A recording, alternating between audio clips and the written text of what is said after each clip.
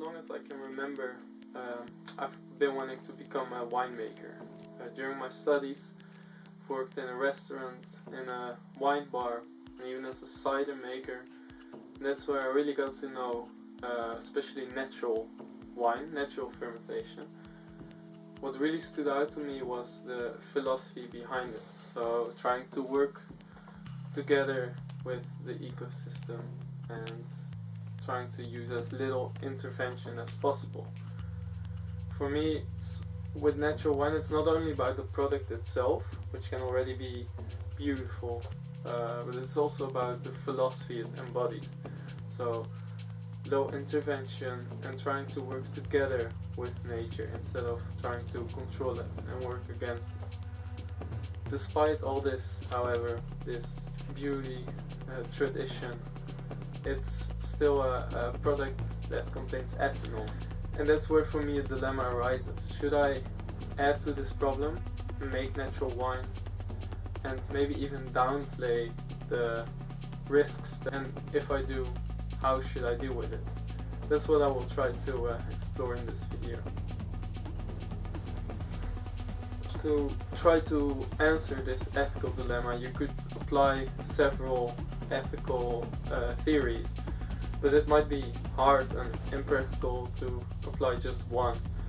That's why you could apply also several theories. This was really made concrete by Beauchamp and Childress, where they took multiple principles from several theories and combined them. Non-maleficence, which means doing no harm to others. Beneficence, doing good to others. Respecting the autonomy of one. And then finally, justice. This was worked out even more by Mepham, where he put these principles inside an ethical matrix, as he called it. Sort of an overview of all the factors involved in a decision for the different parties. So on one axis you have these principles, and on the other axis you have the parties involved. In this case we have looked at the consumer, the producer, as well as the environment.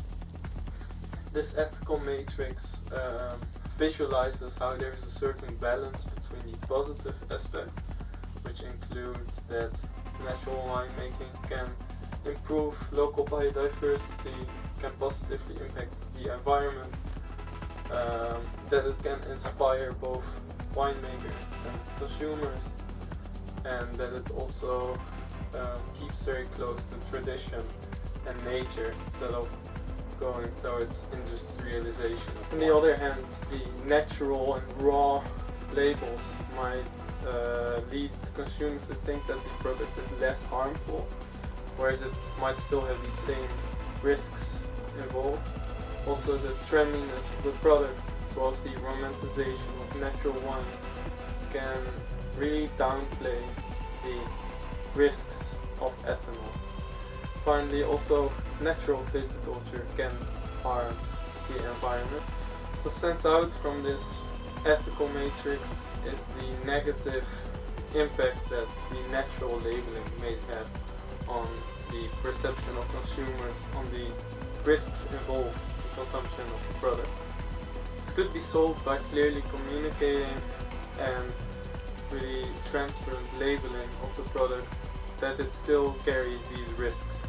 This builds nicely onto what Rutger Claassen, a political philosopher from the Netherlands, said in an interview about improving the autonomy of citizens, and how a government should guide their citizens to improve their autonomy. In this way, government could also be read as natural wine producer.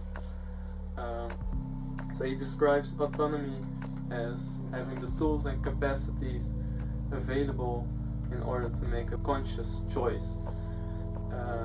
This comes back down to not completely abolishing natural wine production, thereby completely restricting the autonomy of a consumer, but on the other hand should also be clearly and transparently informed via labeling and other forms of communication about the risks involved with consumption.